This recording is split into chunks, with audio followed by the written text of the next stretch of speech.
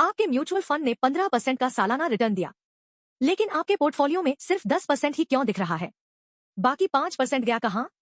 असल में mutual fund का पब्लिश्ड रिटर्न और इन्वेस्टर का एक्चुअल रिटर्न हमेशा एक जैसा नहीं होता।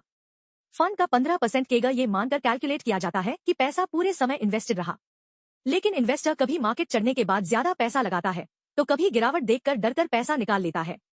इसी गलत टाइमिंग और इमोशनल इन्वेस्टिंग की वजह से पैदा होता है इन्वेस्टर रिटर्न गैप। उदाहरण के लिए, अगर किसी फंड ने 5 साल में 15% एनुअलाइज्ड रिटर्न दिया तो जरूरी नहीं कि हर इन्वेस्टर को भी 15% मिला हो। आपके इन्वेस्टमेंट और विड्रॉल की टाइमिंग के कारण एक्चुअल रिटर्न सिर्फ 10% भी हो सकता है। एक्सपर्ट्स के मुताबिक परफॉर्मेंस चेसिंग, मार्केट गिरने पर पैनिक सेलिंग और सिप रोकना इस गैप को और बड़ा कर सकते हैं। इसलिए सिर्फ सही म्यूचुअल फंड चुनना ही काफी नहीं, लंबे समय तक डिसिप्लिन रहना भी उतना ही जरूरी है। क्या आपने कभी अपने फंड के एडवर्टाइज्ड रिटर्न और एक्चुअल पोर्टफोलियो रिटर्न में फर्क देखा है? कमेंट में बताइए। पर्सनल फाइनेंस, म्यूचुअल फंड्स और मनी की ऐसी ही जरूरी जानकारी के लिए द मनी ब्रीफ को फॉलो और सब्सक्राइब करें।